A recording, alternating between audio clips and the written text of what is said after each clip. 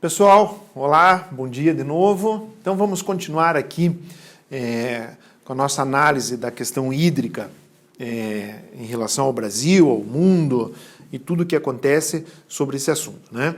Então nós vimos na aula passada alguns gráficos, algumas coisas até um pouco assustadoras, né, que talvez vocês nunca tivessem visto em relação ao consumo de água, né?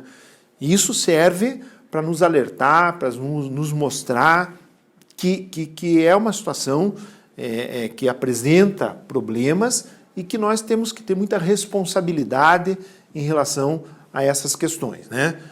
Claro, o fato do Brasil ser um país privilegiado, né, isso acomoda um pouco, né, a população, mas também nós vimos na aula passada, num dos gráficos que nós analisamos, que embora a condição do Brasil no contexto mundial, grosso modo, é boa, é absolutamente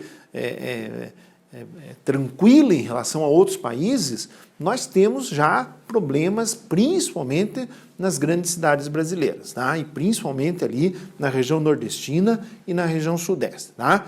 Então hoje nós vamos fazer mais algumas considerações aqui teóricas do que a gente já viu e falar mais sobre alguns detalhes importantes aqui, tá? Então nós já havíamos visto, o Brasil ele apresenta aproximadamente 12% das reservas da água doce disponível no mundo.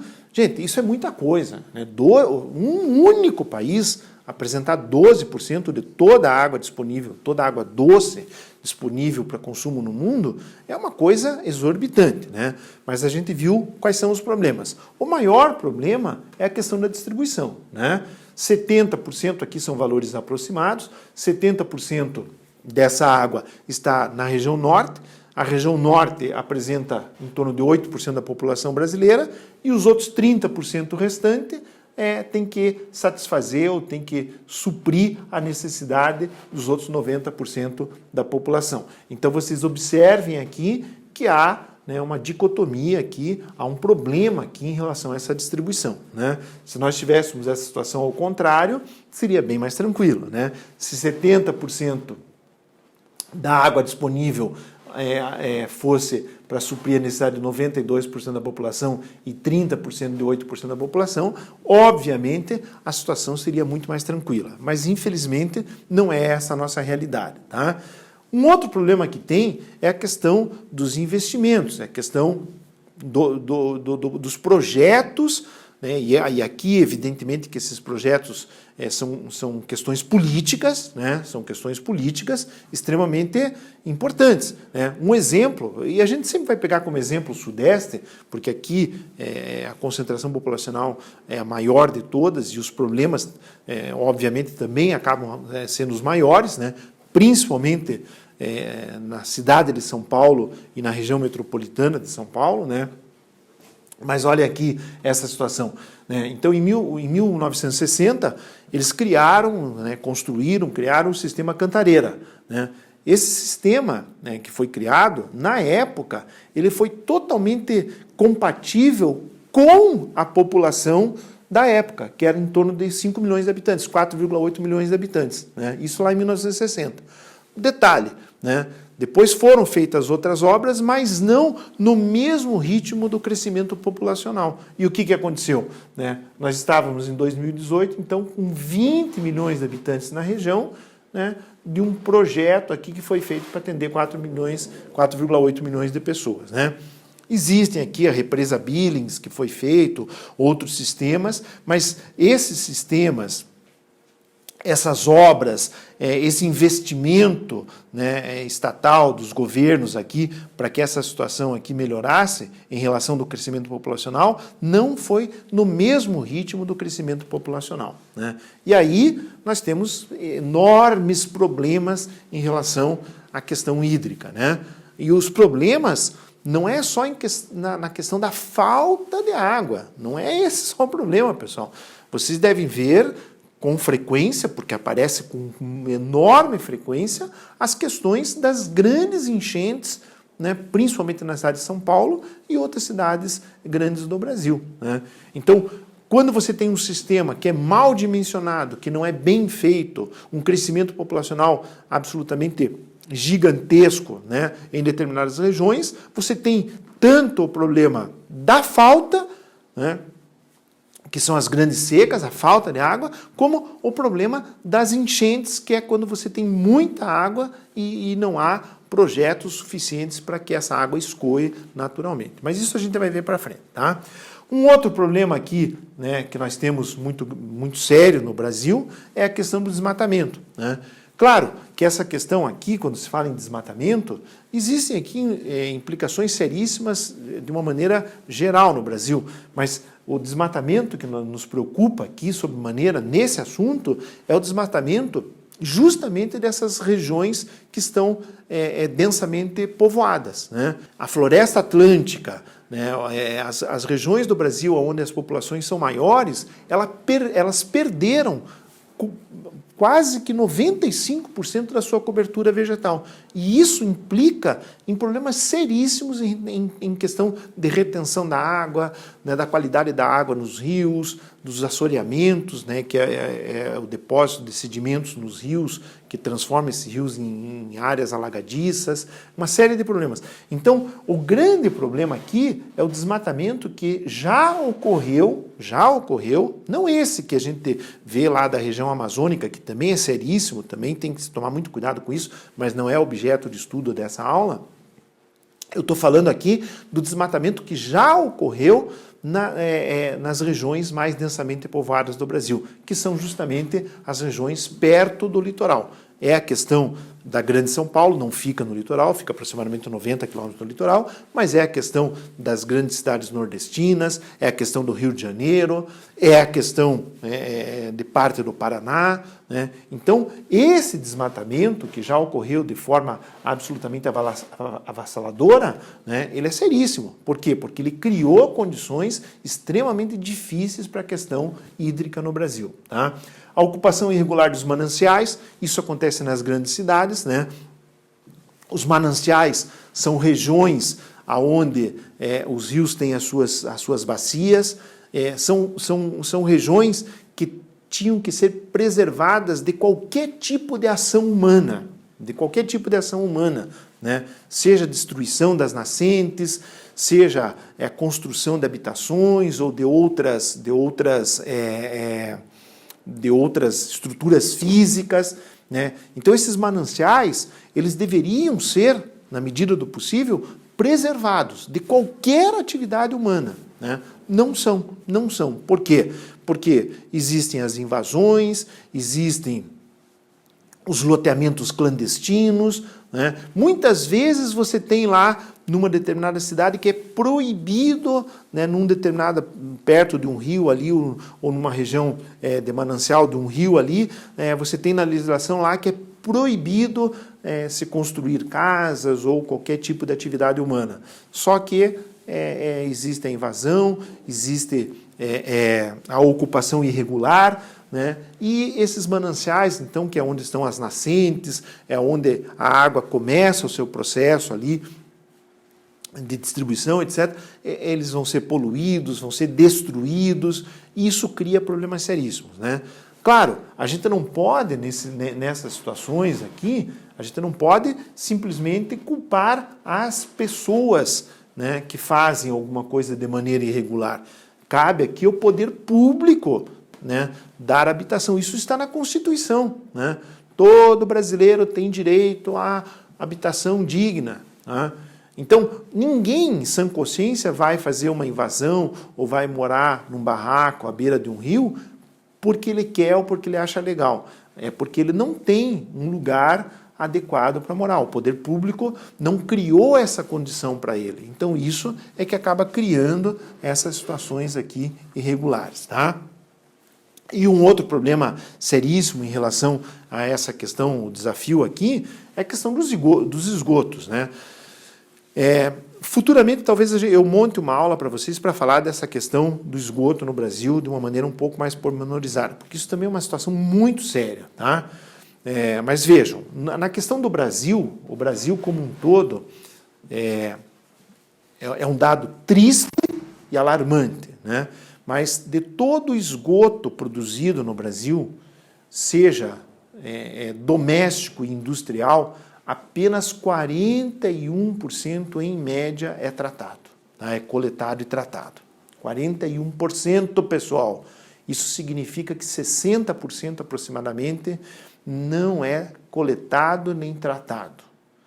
Vejam a gravidade disso, porque esse esgoto, tanto industrial como doméstico, ele é despejado aonde?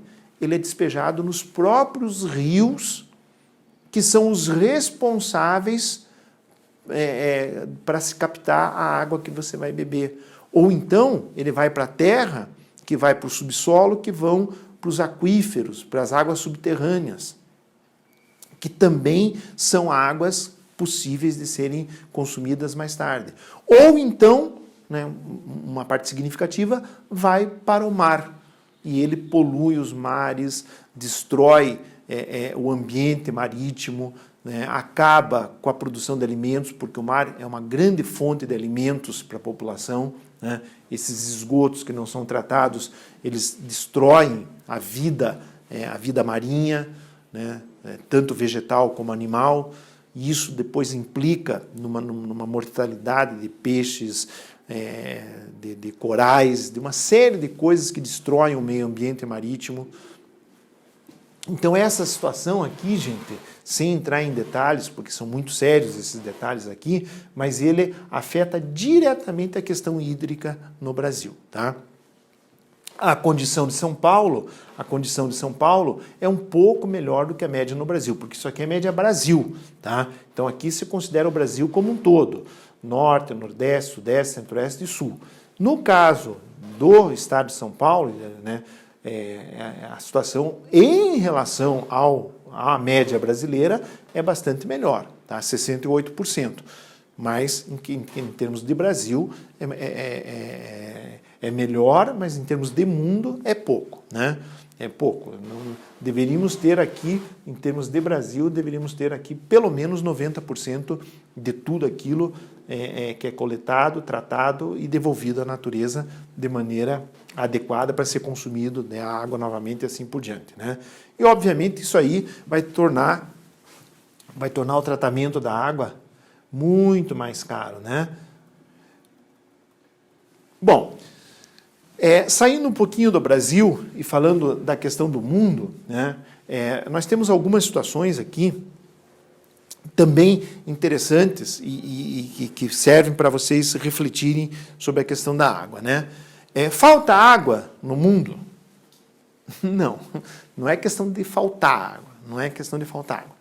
Mas o problema é que a água que o ser humano consome, ela tem que ser uma água especial. Ela tem que ser uma água doce no sentido de não ter sal, né, ou pouquíssimo sal, e potável, né, potável sem produtos e outras substâncias que façam mal ao nosso organismo, né? Então a água tem abundância, inclusive o nosso planeta não devia se chamar planeta Terra, devia se chamar planeta Água, né? Porque a quantidade de água que tem no mundo é muito maior, né? As áreas preenchidas por água no mundo, ela é muito maior do que as águas preenchidas por terra, né? Então não é questão disso. O problema é como são essas águas, né? E se elas são acessíveis ao ser humano ou não. Infelizmente não. Por quê? 97,5% de toda a água disponível no planeta está nos oceanos, tá? Qual é o problema das águas que estão nos oceanos? Elas não são próprias para o consumo humano. Se você tomar uma água salgada do oceano, você vai ter problemas de saúde e aquela água ela vai ter, além de te dar uma série de problemas de saúde bastante sérios, né? Bastante sérios, você, em questão de minutos, já vai ter vontade de tomar água de novo, né? Então ela não satisfaz, ela só satisfaz ali no momento, e sem contar que o nosso organismo ele não foi, né, criado para consumir água salgada. Então, só isso aqui já é espantoso, né? 97,5% das águas estão nos oceanos. 2,5%, então, dos 100%, 97,5%, 2,5% das águas são águas doces, né? águas doces no sentido de não ter sal, né? Então, vamos dizer assim, professor, então 2,5 das águas estão disponíveis para o consumo humano? A resposta é não. Não estão. Não estão.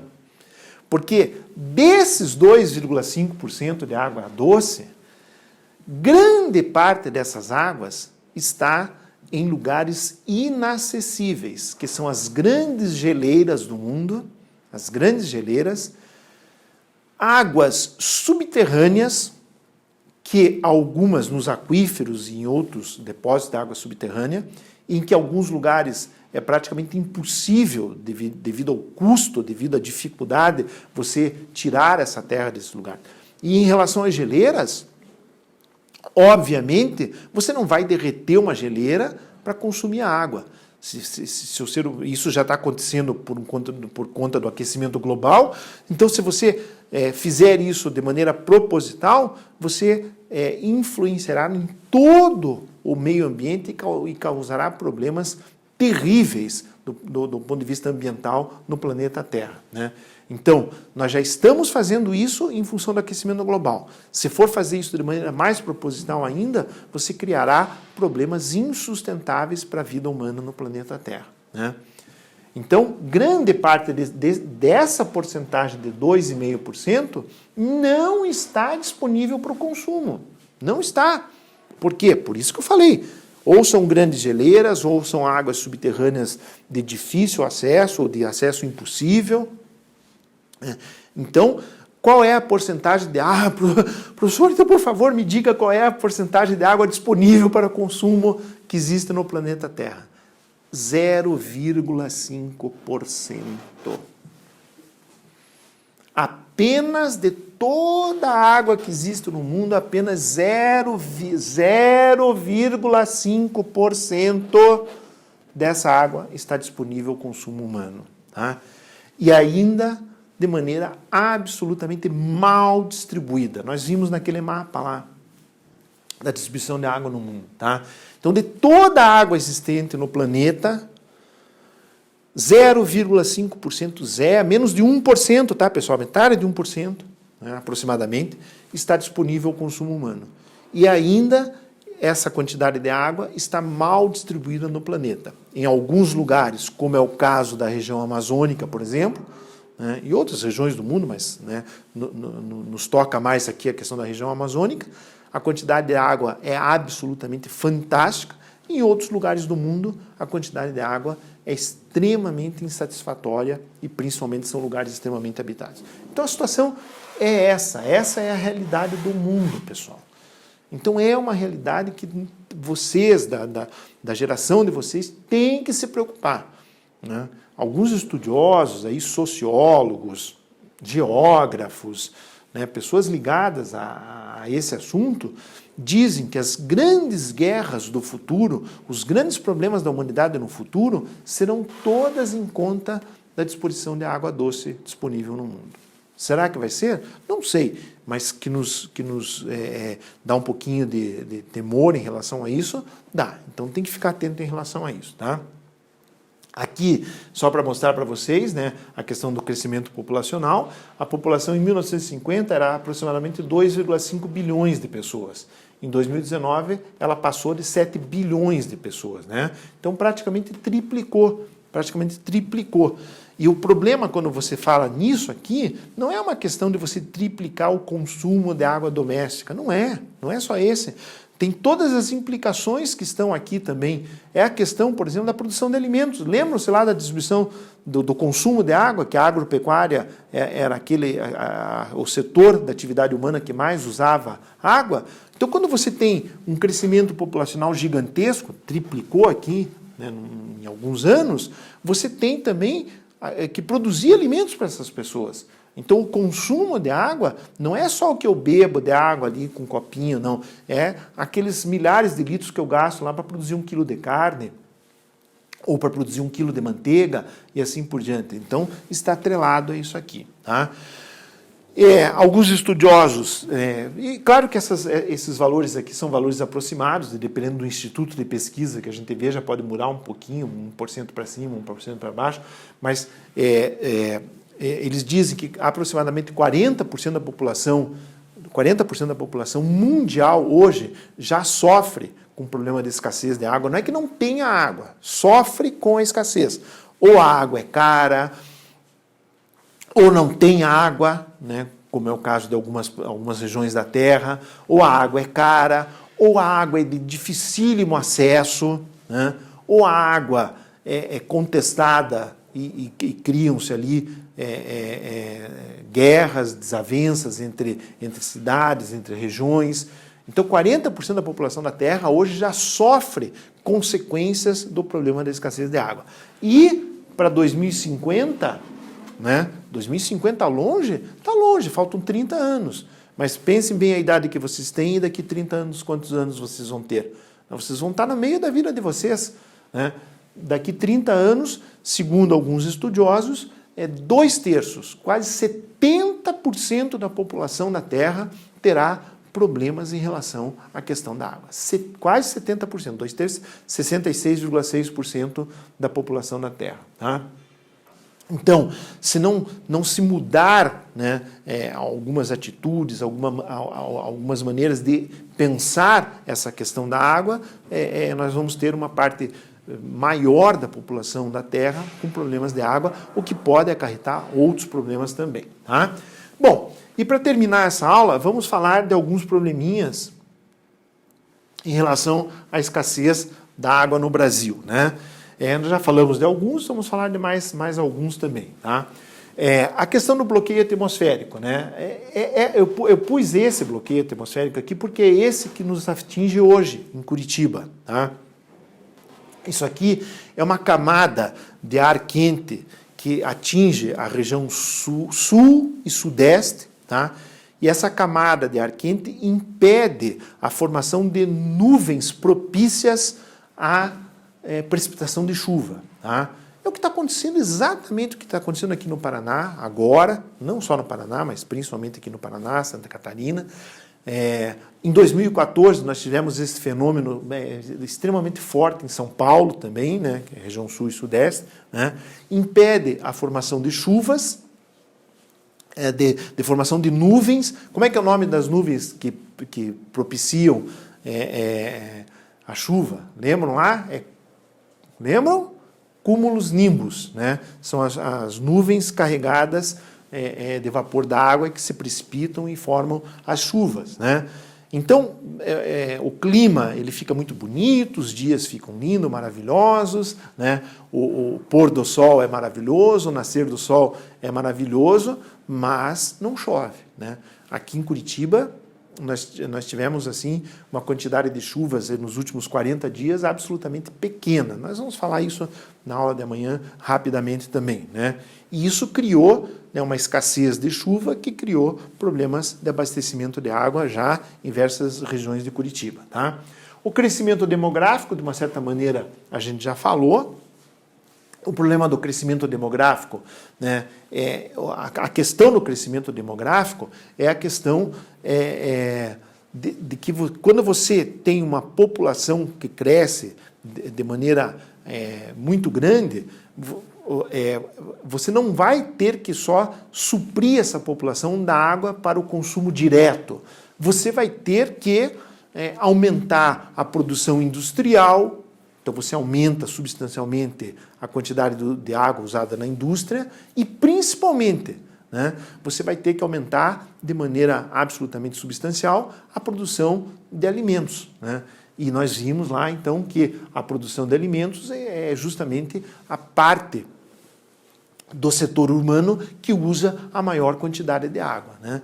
Então, para que essa população tenha satisfeitas as suas necessidades de sobrevivência, você tem que aumentar o consumo de água em todos os setores, né? Porque algumas pessoas pensam, mas aumentou um pouco de gente, é só um pouco mais de gente que está tomando água. Sim, isso é verdade, mas é um pouco mais de gente que está comendo carne de frango e gasta milhares de litros de água para produzir lá 1 quilo de frango, é pessoas que estão consumindo queijo, que estão consumindo arroz, estão consumindo feijão, e para produzir esses alimentos gastam-se milhares de litros de água, né?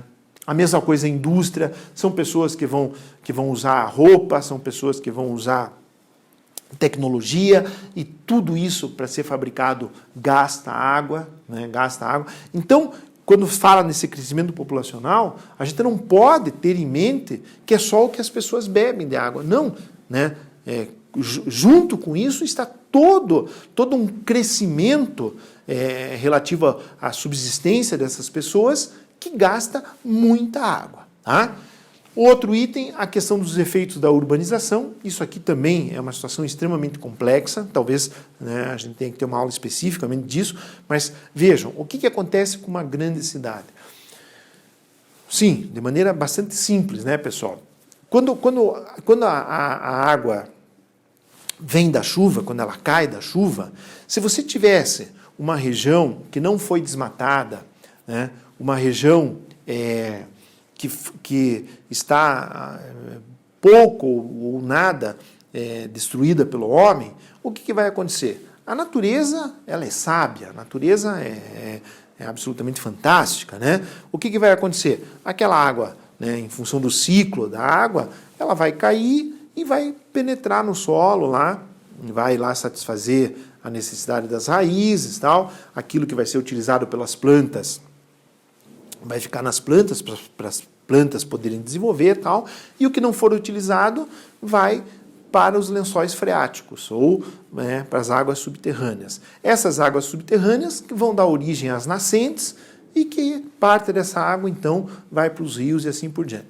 Ora, quando você tem uma urbanização, esse processo acontece desse jeito que eu estou falando, é isso que vai acontecer, a água vai cair, vai para a terra, lá da terra vai ser filtrada, lá nutrientes vão ser tirados, tudo, mas ela vai para o lençol freático, do lençol freático, né, vai para as nascentes, para os rios, tal, né?